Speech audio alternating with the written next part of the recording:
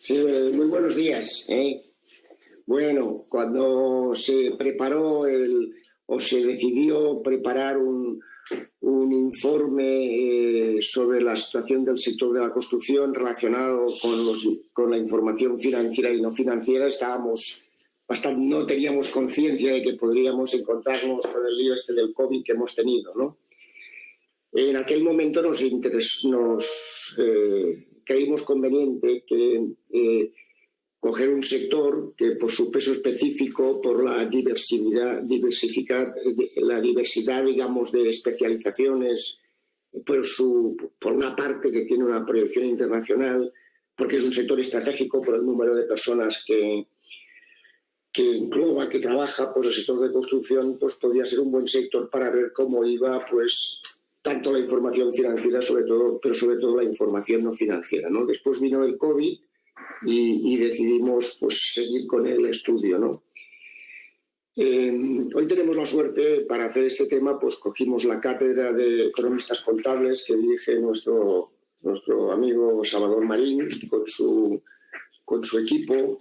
Hoy tenemos entre nosotros a Esther Ortiz y Paco Gracia como presidente de nuestro registro de economistas contables, ¿no? A ver, todos somos conscientes que en aquel momento nos estaba preocupando y nos sigue preocupando el gap que puede haber entre lo que es la formalidad, la normativa sobre la información no financiera y la realidad de la información que se da, ¿no? También nos interesaba saber el grado de cumplimiento y realmente poder chequear si esta información, la información económica, la calidad de la información económica y financiera, pero sobre todo la información no financiera, sus aspectos sociales y medioambientales, ver cómo evolucionaba y sobre todo pues ayudar a nuestros profesionales a participar en este proceso de aproximar que la realidad realmente que hacen nuestras empresas en los aspectos no financieros, en los aspectos sociales y medioambientales,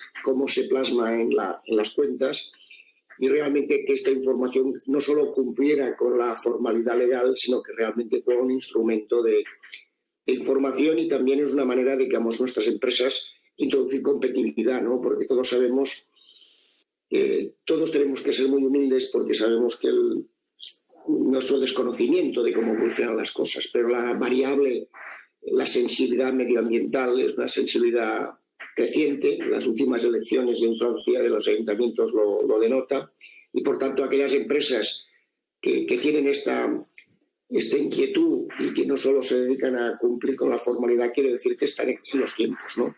Pues nada más, muchísimas gracias los que estáis detrás de las pantallas por seguir esta presentación. El informe está a disposición y sin más preámbulos, con el permiso de Paco, pues yo creo que ahora corresponde hablar, que trabaje un poco Salvador, que tampoco pasa nada, por el lunes por la mañana trabajar un poco, y después estará Sara, ¿no? Muchas gracias.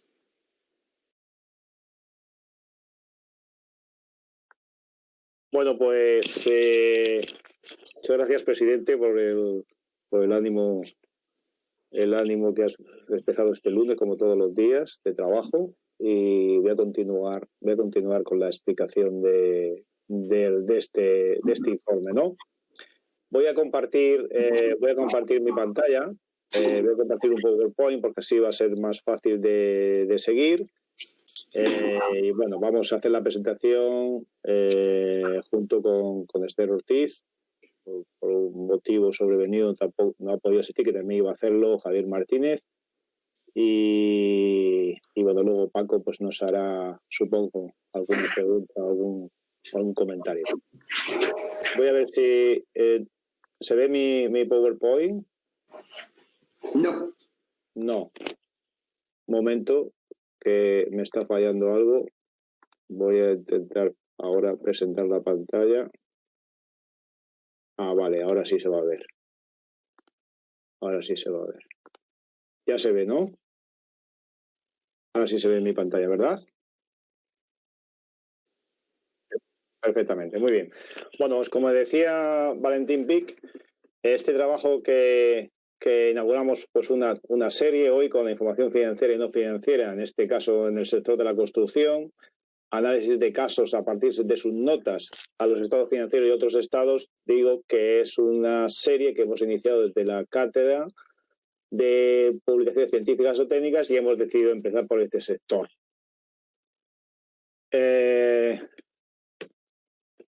Bueno, a ver si me va ahora. Bien, el equipo de trabajo, pues como se ha indicado ya, es un equipo de trabajo de la cátedra de publicaciones científicas o técnicas, en el cual pues este trabajo lo hemos coordinado Javier Martínez y yo, y bueno, pues todo un equipo de trabajo de personas muy preparadas que han hecho, y quiero agradecerle, un esfuerzo importante para que hoy podamos tener aquí este informe. Bueno, la estructura que habíamos hecho, primero pues enmarcábamos lo que es el objeto del estudio. Todos los trabajos por sectores serán de esta índole. Pues normalmente una breve visión económica del sector. Es importante situar o encaminar en qué punto está ese sector en la economía española, los motivos que fundamentan el presente documento, el papel del economista en el sector que corresponda y el método de trabajo que ahora explicaré. Luego un capítulo 2, pues de peso sobre toda la causística general de la información financiera y no financiera del sector de la construcción, para que pues todos los usuarios, profesionales, empresas, compañeros que quieran hacer uso de ello van a tener ahí pues una foto importante de lo que es actualmente la información financiera y no financiera de ese sector. Y acabamos con un capítulo 3 que es la verdadera innovación o aportación adicional que hemos hecho con esta sala que inauguramos, ¿no? que es todo el análisis de casos de empresas de información financiera y no financiera por diferentes tamaños de empresas y por diferentes CNAE, que ahora explicaré, y al final unas conclusiones. Bueno, estas serán las estructuras de estos informes. Creemos que va a ser muy útil para todos aquellos que quieren hacer uso de ello en su labor diaria, y ahora pues vamos a intentar explicaros su contenido brevemente. Está claro que el sector de la construcción es un sector importante, ¿no?, en la economía española. Esta transparencia que ustedes tienen es una transparencia de datos o de previsiones que se hicieron, en este caso desde la asociación SEOPAM. Fueron las previsiones de otoño del 2018 y bueno, ya apuntaban para 2020, para este año, que el sector de la construcción en España iba a crecer por encima de la media de la Unión Europea. O sea, se veía ya cierta recuperación que venía desde los años 16 y 17, a partir de 17 y 18, esos años de 16, 17 y 18 ya se veía cierta recuperación en el PIB, español. Y bueno, pues el sector de la construcción, no a las tasas de crecimiento de los años anteriores, 2004, 2005, 2006, pero sí que se situaba más o menos en una posición que era muy necesaria para la economía española.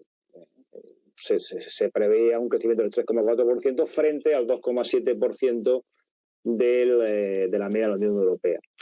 Esa importancia del sector, que ustedes pueden ver ahí reflejado, pues la matizamos o la pusimos en valor diciendo que, bueno, pues que el sector de la construcción tiene una contribución destacable sobre el total del PIB español. Por ejemplo, en el año 2018 el PIB español ya alcanzaba 1,2 billones de euros, y a ese porcentaje la contribución del Producto Interior, la contribución del sector de la construcción era en torno a un 5,73%, un 6%, ¿no? Bueno, pues una contribución, un sector importante que aporta un 6% al PIB español, un crecimiento que ya repito, que venía o que apuntaba a que iba a seguir creciendo, no solo desde los datos que se estaban haciendo, por ejemplo, desde el propio INE español, sino que, por ejemplo, Eurocustoms, que es una asociación pues que está formada por que se formó en el año 1900 o se creó en el año 1974, que es una red internacional de institutos de 19 países europeos, también fijaba para España, en datos que hizo público en diciembre de 2019, como ha dicho Valentín, este trabajo lo llevábamos haciendo pues al finales del año 2019 y por tanto los datos que manejábamos en ese momento nos indicaban también desde Euroconstruct que la construcción pues iba a crecer en torno a un 4,6%. O sea, ya no era solamente el dato que se apuntaban desde los servicios de estudio de influencia española, sino que desde el punto de vista europeo, esta base de datos que digo, que está formada por más de 19 institutos europeos, pues como ustedes pueden ver ahí, indicaba para España un crecimiento de ingeniería civil del 1,5%, rehabilitación 2,3%, no residencial 4% frente a 1,5% europeo o 8,5% vivienda de nueva planta frente a 1,1% de media de la Unión Europea. Bien,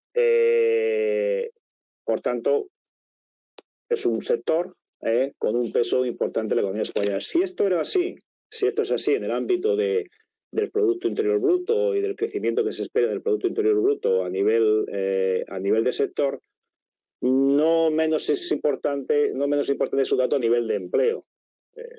Como ustedes saben, el sector de la construcción, de las infraestructuras en general, pues es un sector importante a nivel de empleo. Si cogíamos los datos antes de la COVID-2019 del primer trimestre del 2020, pues de un total de 19.681.000 personas ocupadas, pues prácticamente 1.277.000 puestos correspondían a empleo directo de la construcción. Bueno, si así sumáramos los indirectos, vemos que es un sector arrastre del empleo importante, o sea que generador de empleo y generador por supuesto, posteriormente del consumo que esos empleados realizan a nivel nacional. Ese peso estaba en torno al 6,5% sobre el total.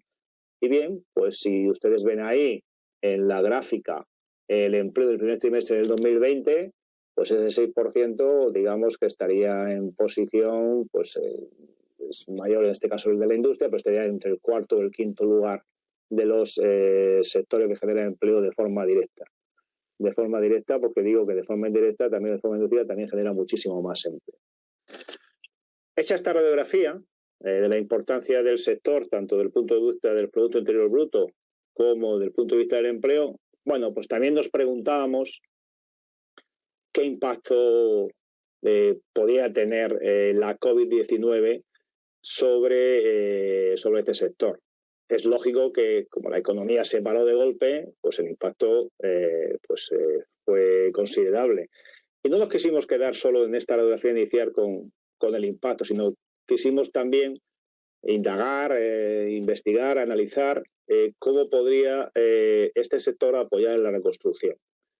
Bueno, una serie de evidencias que recogimos, por ejemplo, desde el ámbito de los arquitectos, indicaban en el mes de abril que había prácticamente el 80% había bajado su actividad, tenía un 69% menos de nuevos contratos en ese periodo, ¿no? El periodo de marzo y de abril, y preveían que para el año 2020 una caída cercana al 55%. O sea que el impacto por el lado de los arquitectos, que son, digamos, la primera fase de todo el ámbito de la construcción, los estudios, los encargos, pues indicaban que o se hacía algo o se apostaba por algo en el ámbito de este sector o todo apuntaba a que las cifras iban a bajar desde el punto de vista de forma considerable. Desde el propio SEOPAM también pues se indicaba o se daba un dato, bueno, que por cada mes de parada de este sector, pues generaba tenía una influencia negativa en menos de un punto del PIB, prácticamente 12.400 millones por mes.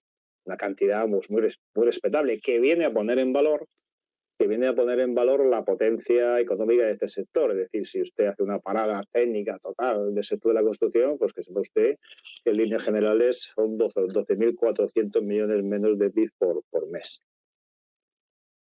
Dicho eso, de la propia Confederación Nacional de la Construcción, pues bien, destacaban que el sector, pues efectivamente, por el parón de la COVID había hasta bien sufrido, como todo el resto de sectores, pero ellos junto con SEOPAN y otros servicios de estudio, indicaban que debía ser un sector clave en la reconstrucción.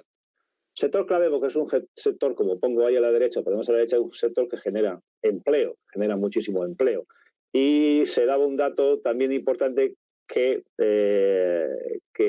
apuntaba o que indicaba que por cada euro invertido en el sector de la construcción se generaba pues actividad inducida de 1,92. Bueno, pues el efecto multiplicador es importante. Si se decidiera invertir cualquier euro público o público-privado en todas las ramas de actividad que tiene el sector de las infraestructuras, el sector de la construcción, bueno, pues se está lanzando un mensaje de que ese euro se puede multiplicar por casi el doble, ¿no?, de inversión y que va a ser un gran generador de empleo, que puede ayudar a generar empleo. Y esto era, digamos, la radiografía que nosotros hacíamos para indicar la importancia del sector. Porque, claro, si se veía en este dato sacado del Ministerio de Inclusión de Seguridad Social y Migraciones y recogido en el estudio del Banco de España, si se veía la evolución que tuvieron pues la afiliación a Seguridad Social respecto al 28 de febrero de este año, vemos que hasta el 31 de marzo vemos que la evolución es muy, muy negativa, cosa lógica, por el parón que se hizo de la economía. Nunca se había parado una economía de golpe, pero dentro de las tasas de variación, un sector que había variado bastante, como ustedes ven a la izquierda, el sector de la hostelería, seguido del sector de la construcción. Bueno, eso, si había esa variación es porque había empleo. Y era porque era un sector que estaba generando empleo y que estaba generando actividad. Destacar, vuelvo aquí a esta pantalla, que dentro del impacto de la COVID, después de analizar de que era un sector que venía creciendo, que todo apuntaba que iba a seguir creciendo, que genera más de casi un 6% del PIB, que genera un empleo importante, pues es un sector a cuidar, a mimar. Y se hacían estimaciones de que, por ejemplo, si durante el periodo 2021-2030 se estimaron de diferentes organizaciones, SEOPAN y otras, una necesidad de inversión en todo el sector de la infraestructura de 157.000 millones de euros y que eso era de ser capaz de generar 144.000 millones adicionales de economía inducida y el dato es importante, y más hoy en día, que eso podría generar nuevos empleos en torno a los 2.362.000 empleos. Y también importante, eso podría generar un retorno fiscal de 77.000 millones de euros. Bueno, si tú tienes, por un lado, inversión inducida, más empleos y retorno fiscal, pues el círculo se cierra y es una ecuación perfecta que deberíamos apoyar, se debería apoyar. Evidentemente se deben apoyar con el peso que tiene, del 6%, 6, 5,5, 6,5%, y se debe apoyar simplificando y acotando pues todos los procesos de licitación y también, y eso se apuntaba y se apunta del estudio, se debe apoyar también buscando la colaboración público-privada. No se van a poder llegar a esos 157.000 millones de necesidades de inversión, más la inducida de 144.000 si no hay una apuesta clara y decidida, y más en este sector, un sector tan importante como es el sector de la construcción, en su término más coloquial, el sector de las infraestructuras, de todo tipo de infraestructuras, de todo tipo de construcciones, si no se apoya en la colaboración público-privada. Si no se apoya en la público-privada, pues será difícil llegar a esos 157.000 millones. Y eso es algo que también se ha apuntado desde diferentes foros y aquí nos gustaría remarcar. Hecho esa radiografía general que hacíamos, como os decía antes en el capítulo 1, una breve visión económica del sector, eso ya en sí misma, ya la importancia económica del sector, con esos datos del PIB, con esos datos del empleo, con esos datos de post-COVID y con esos datos que hemos mostrado, pues decíamos, oye, ¿cuáles son los motivos que además fundamentan el presente documento? Bueno, los motivos que fundamentan el presente documento básicamente los destacábamos de que de la crisis del 2008 pues se ha generado toda una demanda de transparencia y fiabilidad en la información suministrada por las organizaciones. Esa demanda de transparencia y fiabilidad es un hecho y cada vez lo va a ser más. Y aquellas empresas, aquellas instituciones aquellas administraciones, cualquiera que quiera hacer uso de recursos, tanto públicos como privados, como cualquier inversor que quiera invertir ahí, o como cualquier recurso público que venga de la Unión Europea o venga del Estado o venga de la comunidad autónoma, aquellos que tengan una mejor información financiera y no financiera van a ser ganadores. O sea, van a ser ganadores en este proyecto. Sería como la expresión castiza, que a Dios rogando y con el mazo dando, es decir, vamos a pedir, vamos a solicitar, pero vamos a dar datos, ¿no? Vamos a ser transparentes y vamos a ser fiables. Bueno, y todo esto con una serie de nueva normativa de información financiera y no financiera, sobre todo la no financiera, que ahora nos detallará Esther Ortiz, pues motivó el presente documento y que eligiéramos el sector por la importancia del mismo en estos momentos.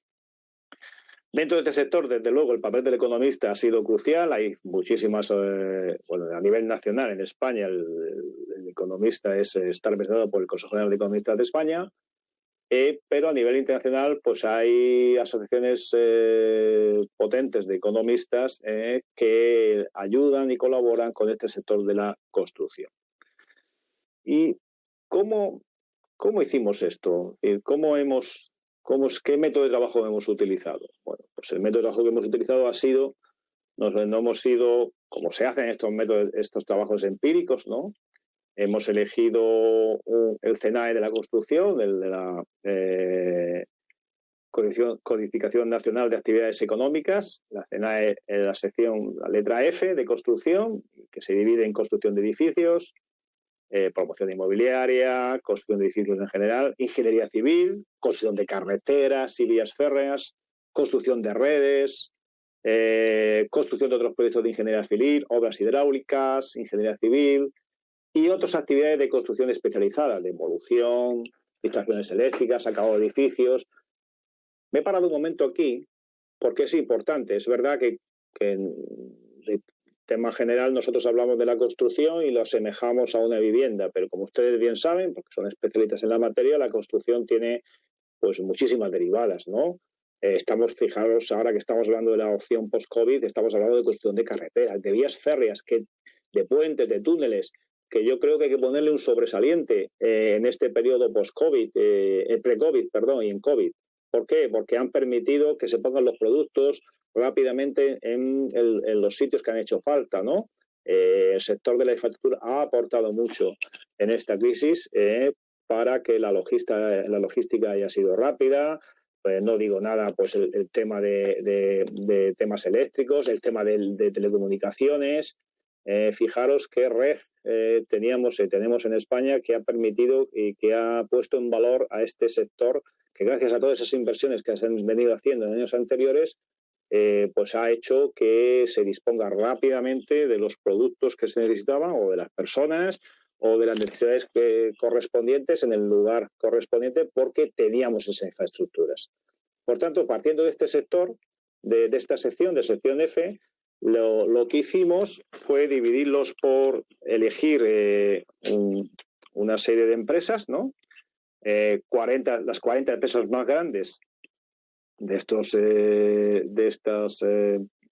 este CENAE, las 24 empresas de mayor facturación hasta 10 millones de euros y las 16 empresas de mayor facturación hasta 2 millones de euros. Eso nos garantizaba que teníamos una muestra representativa de grandes, medianas y pequeñas empresas en el análisis que íbamos a hacer posteriormente. Es, por tanto, una muestra representativa. Elegimos esas 80 y finalmente, por aquellas que pudimos tener datos, dejamos la muestra definitiva, o sea, la que hemos analizado, en 63 empresas que cubren los tres percentiles que les he indicado, ¿no? 40 de grandes empresas, 24 de hasta 10 millones de euros y 16 de hasta 2 millones de euros. Una vez que teníamos la muestra elegida, ¿qué fuentes de información hemos utilizado? Esto no ha sido un mero análisis de colgar un PDF, no. Se ha hecho un trabajo por todos los miembros que hay ahí, que están en la cátedra, y que hay que darles las gracias por el gran trabajo que realizan cada día. Se han analizado las cuentas anuales presentadas por estas empresas, sus informes de información no financiera, que recientemente a algunas ya se les obligaba, los informes de buen gobierno corporativo, los informes de responsabilidad social corporativa e incluso en algunos casos el informe integrado, el Integrated Reporting, que abarca la suma de todos los anteriores. Todos estos documentos públicos, tanto del registro mercantil como de su página web, se bajaron, se analizaron, se estudiaron y ahora explicaré cómo en el tema 3 se trataron. Y este ha sido el trabajo arduo realizado. Una vez que sabemos los motivos que fundamenta el presente documento, el papel del economista y el método de trabajo, bueno, pues en el capítulo 2 lo dedicamos a la casuística general de la información financiera y no financiera del sector de la construcción. Ya habíamos hablado, o ya hemos hablado del tema económico, de su importancia económica, de su coyuntura, y dijimos, bueno, pues cualquier usuario de este documento querrá saber cuál es la información financiera principal. Esa información financiera principal pues está perfectamente clara para los que estamos habituados a ella y para los que se acercan por primera vez, pues lo que le hicimos o destacamos fue evidentemente nuestro plan general contable, le destacamos las normas de información financiera del IASB pues más aplicables a este sector. Estamos hablando de la NIF 11 del Contrato de Construcción y la NIF 15 de ingresos ordinarios. Dar información sobre los ingresos ordinarios para clientes es un aspecto importante. Y también destacábamos la interpretación número 12 de acuerdos sobre concesión, sobre concesiones. Es un modelo muy usado en el sector de la construcción y por eso le hemos dedicado un tiempo en este capítulo 2. También en la parte que no iba en contra del plan general contable, verán ustedes, los que se acercan a este documento, pues la adaptación del plan general contable a las constructoras, así como la orden 2010 sobre empresas concesionarias. Digamos que ese sería el marco de la información financiera, que para los que estáis habituados a ello, ya lo conocéis, y para los que no, pues podéis acudir a este capítulo, a esa primera parte, donde está pues perfectamente resumido y explicado lo que es la información financiera necesaria de trasladar a todos esos estados que anteriormente he dicho. En cuanto a la información no financiera, pues también ha habido, que es uno de los principales motivos por el cual sale este documento, pues está habiendo pues un nuevo paradigma, ¿no? Está habiendo un cambio y aquellos que estén en este cambio, vuelvo a repetir, serán ganadores, y aquellos que no estén en este cambio, bueno, pues irán más lentos, ¿no? Entonces, con respecto a la información no financiera, también la detallamos y explicamos el porqué. En este caso, a mí me gustaría ceder la palabra a Esther Ortiz para que nos lo explique este aspecto de la información no financiera. Pues gracias, Salvador. Bueno, como ya ha comentado también antes Valentín y ahora también ha remarcado Salvador, una de las grandes partes de este trabajo ha sido el análisis de la información no financiera en el sector de la construcción.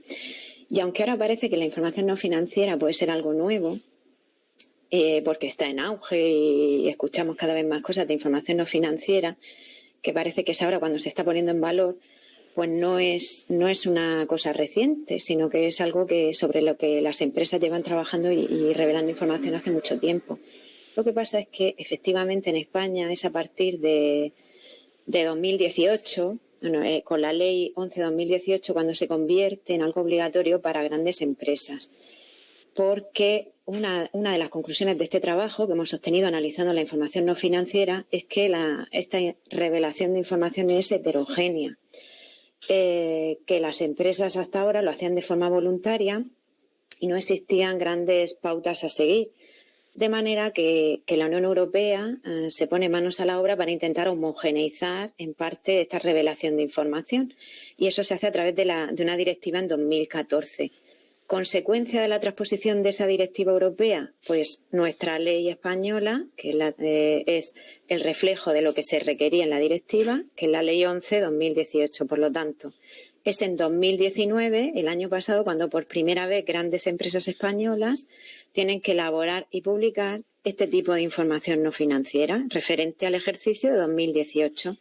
Y nos estamos refiriendo, cuando hablamos de información no financiera, a este tipo de información que se refiere a protección del medio ambiente, a responsabilidad social y tratamiento de los trabajadores, de los recursos humanos de la empresa, al respeto por los derechos humanos, a la diversidad en los consejos de administración, a cuestiones de edad, de género, de nivel educativo, a todo este tipo de cosas que ahora, como he comentado, parece que están más de moda, pero que se tienen en cuenta en las empresas desde hace mucho tiempo. De manera que nos encontramos ahora con una obligatoriedad en España, y esta obligatoriedad de revelación de información no financiera viene muy determinada por el sector. Por eso también tenía mucho sentido analizar la información no financiera para el sector de la construcción, ya que no es lo mismo la información no financiera que tiene que revelar una empresa química, una empresa constructora o, por ejemplo, una empresa comercial o una cooperativa agrícola. El sector va a determinar sobremanera la revelación de este tipo de información y también los diferentes grupos de interés que tienen cada empresa.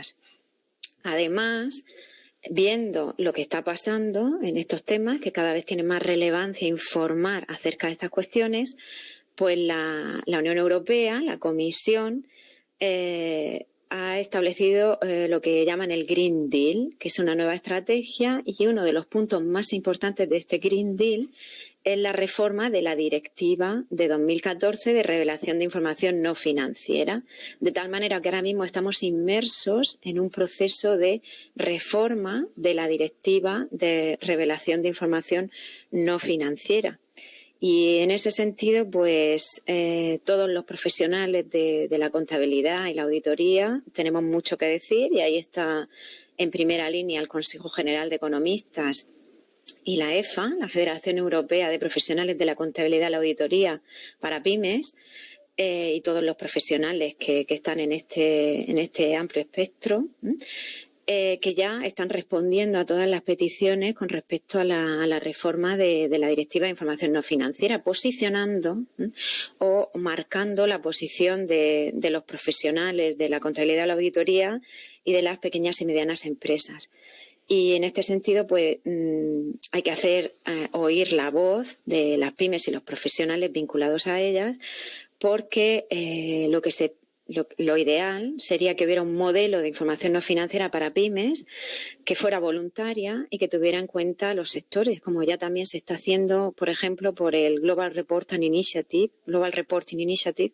que es el organismo internacional que tiene las normas de revelación de información no financiera que son referencia a nivel mundial. Bueno, pues por ello este trabajo es muy importante en este apartado, porque aquí tenemos un amplio campo de recorrido para las pymes y para los profesionales. Todos tenemos mucho que decir, y en aras de esa transparencia y homogeneidad, pues todas aquellas que revelen información no financiera se van a diferenciar y tendrán ventajas comparativas, pues por ejemplo, como ya se ha mencionado, de cara a la consecución de fuentes de financiación, de fondos y demás. Tendremos que estar muy al tanto y hacer oír la voz a través del Consejo General de Economistas y la EFA, como ya he comentado. Gracias. Bueno, muy bien. Enmarcado este capítulo 2, donde ustedes podrán ver todo lo que es la casuística general de información financiera y no financiera, pues ya pasamos al capítulo 3. Capítulo 3, en nuestra opinión, es el que aporta verdadero valor, ¿no? No hay otro así que nosotros conozcamos. Esto se ha hecho a nivel internacional en algunas instituciones y queríamos abrir este campo desde la economía hacia la información no financiera. Bueno, y lo hemos iniciado con este documento. Digo que es el que aporta verdadero valor porque en este capítulo se recopila, se analiza y se estructura con ejemplos reales toda la información financiera y no financiera realizada por profesionales. No ha sido una mera suma de PDF, sino que ustedes ven, se ha dividido para cada empresa de cada tipo de tercil. Primer tercil serían las empresas grandes, segundo tercil serían las empresas medianas y tercer tercil serían las empresas pequeñas, como está ahí en la transparencia. Bueno, pues sí que imaginaros o imagínense que yo soy un profesional, soy una empresa, soy alguien que quiere saber algo sobre la información financiera y no financiera de las empresas grandes del sector de la construcción de edificios. Pues tenía que irme al punto 1. Que si quisiera saber algo sobre información financiera y no financiera de las empresas de ingeniería civil medianas, tendría que irme al punto 5. Pero, ¿cómo se ha hecho esto? Esto, fíjense que son prácticamente desde la página 47, 48 hasta la página 292. Prácticamente es el peso central porque hay muchísima información tratada y analizada. Aquí lo que se ha hecho es ordenarlo y sistematizarlo en una serie de bloques. Los bloques son para cada tipo de empresa. Verán ustedes la empresa 1, pues ven ustedes el contexto de la empresa, ven la redacción del contexto de la empresa. Luego ven un bloque de información financiera general. Ese bloque de información financiera general es un bloque importante porque te pone ejemplos, redacciones, cómo lo han hecho otros profesionales cuando hablan de los ingresos de servicios, cuando hablan del método del contrato de las construcciones, cuando hablan de las concesiones. O sea, toda una serie de ejemplos muy, muy concretos sacados de ellos y sistematizados como información financiera general. Y luego un último bloque, también en esa empresa, sobre información no financiera. En ese último bloque sobre información no financiera, pues ahí ven ustedes también toda una recopilación por empresas de qué tipo de información no financiera han aportado. Bueno, digo que este sería uno de las aportaciones principales de este documento, como lo han hecho, por ejemplo, de la American Council Association o por de otras instituciones, y creo que va a ser muy útil porque liga, en este caso, repito, la economía, los datos de coyuntura económica con los de información financiera y no financiera. Bueno, el que haya llegado ya hasta el final de este documento, pues a modo de síntesis, podríamos destacar lo siguiente. Lo primero que destacamos es que el sector de la construcción en España es un sector importante, que antes del COVID ya apuntaba que iba a seguir, venía recuperándose y que iba a seguir creciendo. Apuntaba que iba a estar por encima de la media europea, ¿no? Del 2,7 de la media europea frente al 3,4 en España, y que entendemos que esta es una tendencia positiva que hay que mantener. Que es un sector que emplea una media de 1.278.800 puestos directos, que supone una contribución del 6,5% del total de trabajadores asalariados y que además tiene un efecto indirecto importante en el empleo. Que es un sector que contribuye prácticamente con un 6% al Producto Interior Bruto en España y que es un sector que todos los analistas, todos los think tank, todos los que están hablando sobre el periodo de reconstrucción de la economía española, que es un sector que ha de ser uno de los líderes en este proceso de reconstrucción.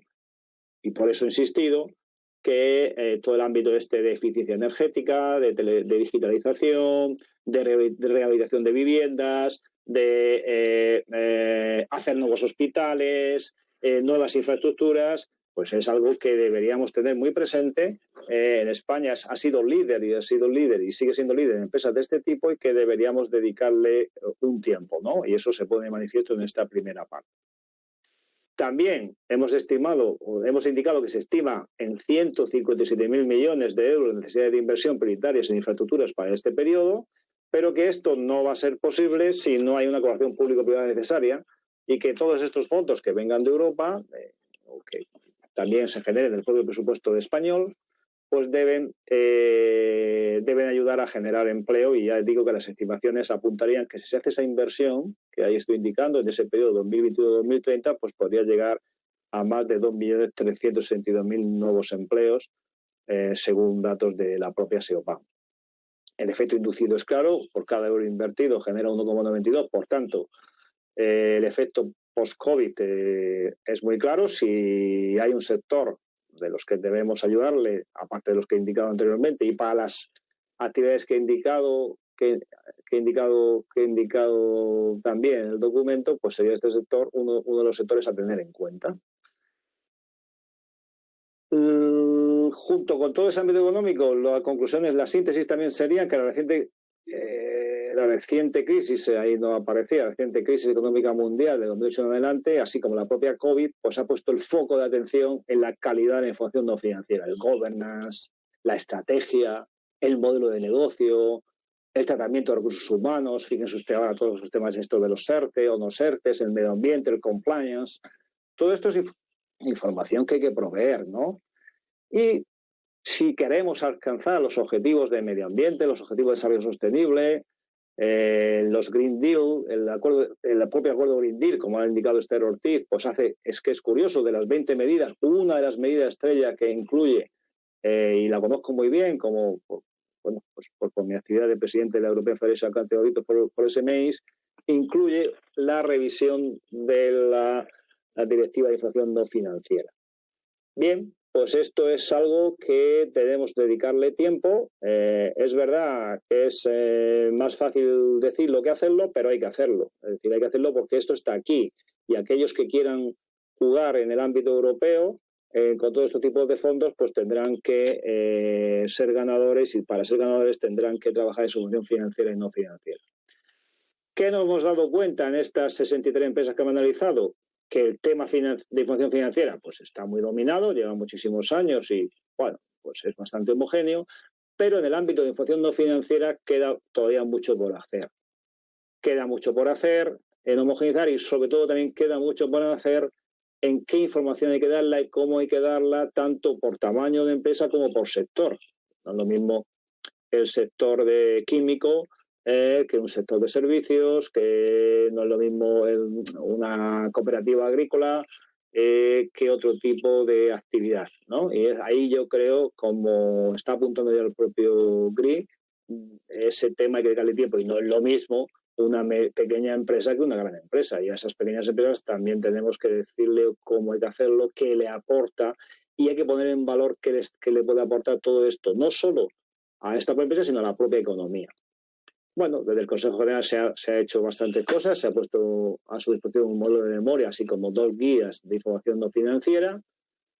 Y bueno, pues todo este análisis realizado permite hacer una aproximación a toda la causística y problemáticas existentes en la elaboración de información no financiera. Nada más, los economistas en España pues estáis contribuyendo con vuestro expertise al mantenimiento y crecimiento de las infraestructuras, porque lo que es importante es que la cadena de valor no se vea interrumpida, que las infraestructuras básicas pues las tengamos, y eso en España pues en los últimos 45 años ha sido un modelo en ello. Yo creo que por nuestra parte ya estaría y nos quedamos a consideración del moderador. Muy bien, bueno, pues me toca a mí ser este moderador al que te refieres, Salvador, cosa que hago con muchísimo gusto y con muchísimo afecto. Tenemos 10-15 minutos para algunas cuestiones, pero antes me vais a permitir que entre en el obligado y merecido campo de los agradecimientos, merecido y obligado. Primero a nuestro presidente del Consejo General, Valentín, siempre apoyando a los registros y en particular a de la actividad de la contabilidad, con toda nuestra ilusión, con todo nuestro entusiasmo, y Valentín siempre detrás. Así que muchísimas gracias por estar presente, Valentín, en este acto y en los muchos que estamos celebrando últimamente. Así que muchas gracias al Consejo y en especial a su presidente. Y, cómo no, a ti, Salvador, Esther y Javier Martínez, que nos estará escuchando, un incidente deportivo, ¿verdad? Ahí me quedaré, le ha impedido no estar con nosotros, seguro que nos está viendo. Un abrazo inmenso, Javier. Y bueno, si nuestro registro de economistas contables pues va tirando, es porque tiene una cátedra con una potencia de fuego que diríamos en la mili, pues bestial, ¿no? Tenemos una capacidad de generación de documentos, de generación de información absolutamente extraordinaria, y todo ello debido pues al trabajo de Salvador y, por supuesto, como bien él mismo recuerda, del equipo que lidera. Así que muchas gracias. Y una prueba más de lo que hace nuestra cátedra es este documento. Es un documento interesantísimo. Yo creo que, vamos, es un documento obligado desde el punto de vista de la información financiera y no financiera para aquellos profesionales que quieran tener un ejemplo de cómo se hacen las cosas en este campo, desde el punto de vista de la información. Yo creo que es un documento, Salvador, un documento básicamente micro.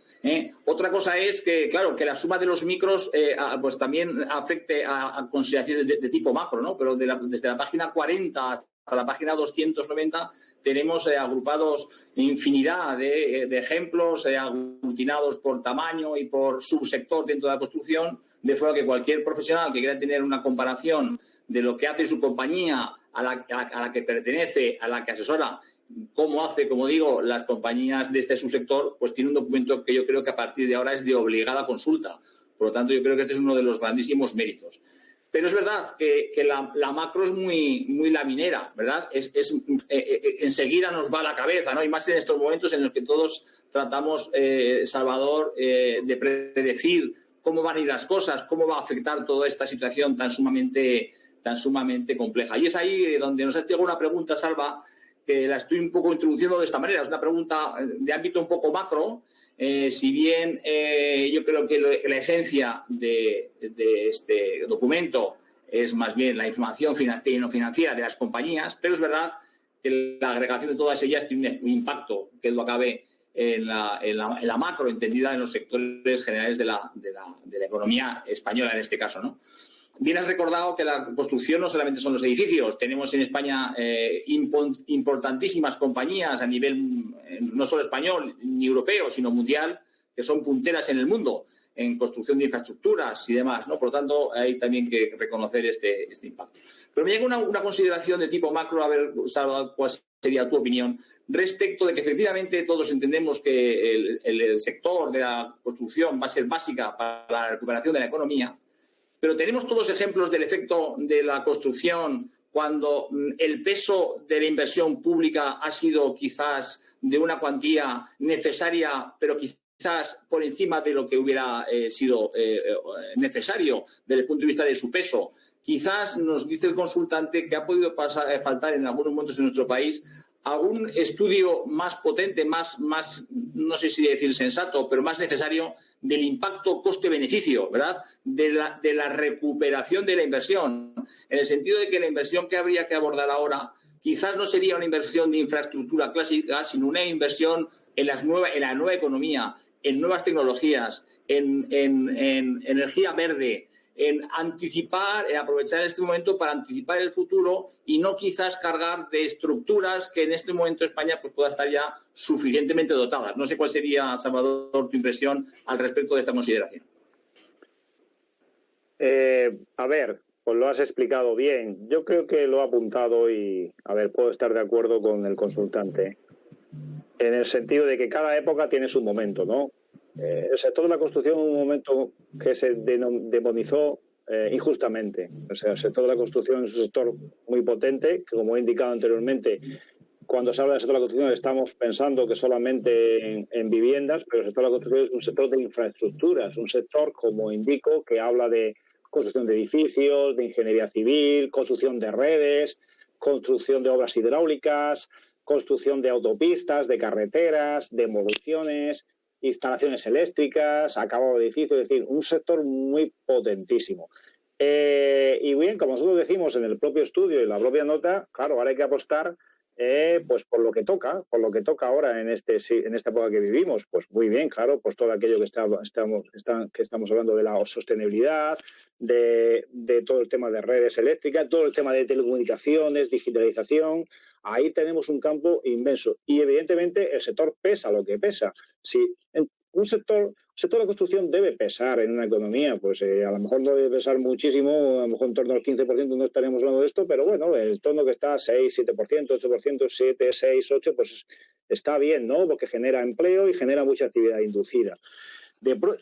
Incluso, como ha dicho Esther, el propio Green Deal lo está marcando, el propio Acuerdo Verde, ¿no? Oiga, o por ejemplo, tenemos que pensar también que cómo redotamos, si hay que hacerlo en nuestros hospitales, pero si hiciéramos un estudio atrás y miramos los últimos 45 años, la dotación de capital público ha sido muy importante en España.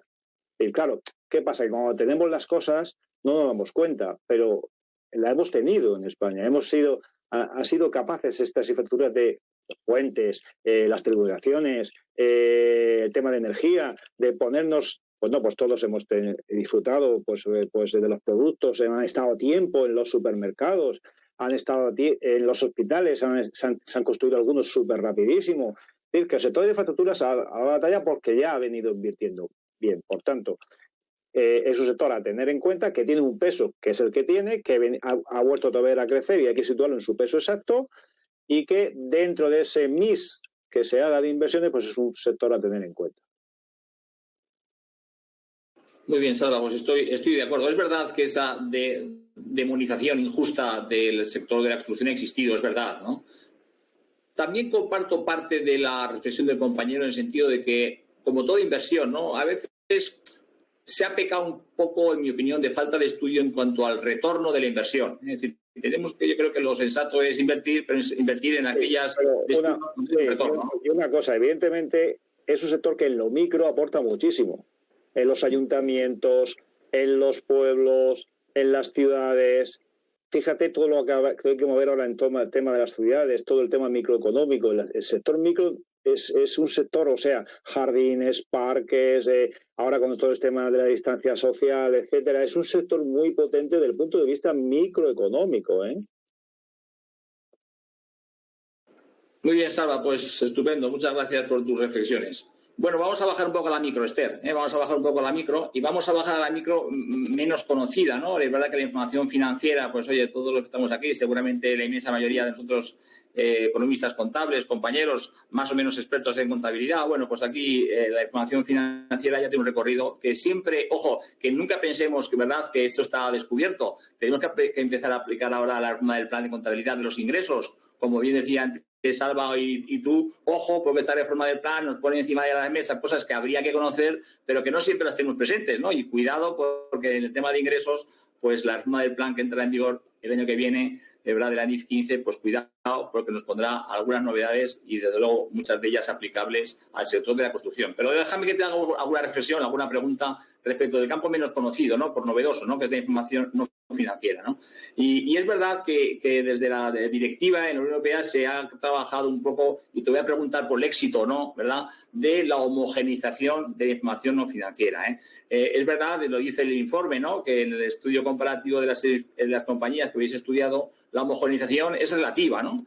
Y yo quería un poco preguntarte por los motivos, ¿no? Yo no sé, claro, cuando la ley 1118 pues pone de manifiesto qué información debe de abordarse de forma obligada, claro, aplica a compañías que ya venían elaborando su información, sus informes de sostenibilidad, ¿verdad?, sus informes de RSC. Claro, de aquellos modelos a los modelos que deberían de aplicarse para cubrir lo establecido en la ley 1118, pues hay un cierto gap, ¿no? Todos hemos trabajado en unas guías, ¿verdad?, que luego comentaremos en septiembre respecto de cómo se hacía, cómo se hace, cómo evolucionar de aquella información de sostenibilidad a la obligada ley 1118, y en esa evolución es verdad que ha habido mucha heterogeneidad. Pero yo no sé si es muy cumplible este objetivo, desde el punto de vista de que la normativa española da unos objetivos generales y luego lo particular queda un poco al arbitrio y criterio de cada uno. Por lo tanto, no sé si este objetivo, ¿cuál es tu opinión, Esther, de cómo vamos y cuál puede ser el objetivo en cuanto a esta deseable pero complicada homogeneización? Pues yo creo, Paco, que efectivamente, como se ha puesto de manifiesto en las conclusiones del estudio, que la información no financiera sigue siendo heterogénea, aunque se ha intentado normalizar. Pero es que la propia naturaleza de este tipo de información lleva un poco a la heterogeneidad. Y aparte, la figura normativa que se ha usado, que es una directiva, también conlleva a cierta heterogeneidad, porque conlleva flexibilidad. La tienen que transponer los Estados miembros y ahí tú tienes capacidad de maniobra. E incluso depende tanto, lo hemos comentado, del tamaño de la empresa, del sector de la empresa. Hay empresas que operan en sectores muy contaminantes, no contaminantes, entonces cargan más las tintas en un tipo de información, en otra. La normativa, las normas para revelar esta información no financiera también son flexibles en la propia directiva y en la transposición en la ley en España. Entonces hay una amplitud de normas que también hace que los indicadores que se puedan usar sean variados, siempre y cuando se revele esa información. Yo creo que esto es cuestión de andar el camino, igual que pasa con la información financiera, pues la no financiera sigue el mismo camino, pero con cierto retraso.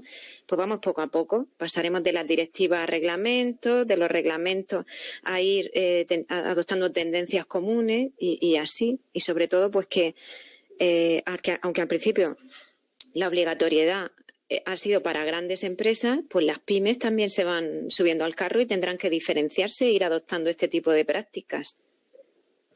Pues estoy completamente de acuerdo con lo que dices, Esther, porque efectivamente también antes le apuntaba Salvador, es verdad que esto es un tema que sonaba ajeno para las pymes. Yo creo que es conveniente que las pymes tomemos conciencia, yo soy pyme, la mayoría somos pymes, que tomemos conciencia de que esto es un campo que, contra lo que podría parecerse inicialmente, que es un tiempo un poco perdido, una información un poco abstracta, un poco inconcreta, yo creo que va a contribuir claramente a la generación de recursos para la compañía, y cuanto antes caigamos en este convencimiento los que no somos los grandes, los pymes, pues mucho mejor para este tipo de información. Así que estoy de acuerdo contigo. Bueno, pues son las 11:30, yo creo que la presentación ha sido fantástica y yo creo que contribuiríamos a esta presentación si fuéramos puntuales en cuanto a su terminación. Son las 11:30, está prevista justo una hora. No sé si Salva y Esther querríais apuntar alguna cosa más antes de ceder la palabra a nuestro presidente. Y entonces, pues agradeceros nuevamente en el alma pues el trabajo que ha conducido a esta presentación. Es un documento fabuloso. Muchas gracias. Ponéis el listón muy alto para siguientes documentos, informes, pero seguro que lo sabréis superar. Y, presidente, te cedo justamente la palabra para que... Bueno, gracias, Paco. Bueno, vamos a ver. Yo creo que los compañeros, los colegas, tenemos aquí en el apartado número 3 del estudio un desglose, como han dicho Esther y Salvador, para poder comparar, para poder ser más eficientes, para ser más profesionales, ¿no? Hemos ido repitiendo todos de que esto, la información no financiera, no solo es una obligación formal, legal, como ha insistido Salvador, hoy en día hay una palabra central que será la competitividad de las economías, de los países, de las empresas, pero enseguida salta dos conceptos: digitalización y medio ambiente. Hoy en día cualquier empresa que quiera contactar con el sector público sabe que cuando presenta la información para contratar tiene un peso decisivo todo lo que es el cumplimiento de las cosas, pues sobre todo intentar transmitir la realidad de que hay una preocupación porque la información financiera sea evidente, perfecta, pero sobre todo qué se está haciendo realmente en los campos sociales y los campos medioambientales, ¿no? Y por tanto es un factor de competitividad, ¿no? Es un factor de competitividad, como ha dicho Esther. El camino se hace al andar. Hemos empezado, bueno, es un tema que está evolucionando, pero realmente va muy rápido y como ha dicho Paco, pues bueno, pues yo creo que esta guía, pues si es útil a nuestros colegas, a nuestros compañeros de la profesión para fomentar que las empresas, digamos, no solo hagan políticas, todo el tema de las ODS, sino que realmente sean capaces de transmitirlo muy nítidamente, aparte de cumplir la normativa en las memorias, muchas más. Y nada más, otra vez repetir, nos vamos aquí repitiendo, hay que agradecer a Salvador Marín, a nuestro amigo Francisco Javier Martínez, que no pudieron estar, y sobre todo a todo el equipo de trabajo que vais haciendo estos informes. Y como ha dicho Salvador, pues esta es una primera guía que hemos hecho, ¿no? Que también lo ha dicho Paco, es una primera guía que hemos hecho y vamos a seguir haciendo guías por sectores para ayudar a este proceso. Y nada más, y muchísimas gracias a las personas que una vez más estáis aquí. Recordaros que el día 1 tenemos, si no recuerdo mal, a las 10:30, no sé si a las 10:30, tenemos al gobernador. El día 13 tenemos a la presidenta de la CMNV. Me acaban de decir que el día 8 vamos a tener un encuentro con Ramón Tamames, o sea, aparte de los temas de formación que se van haciendo regularmente. Y muchas gracias a todos, de verdad. ¿Vale?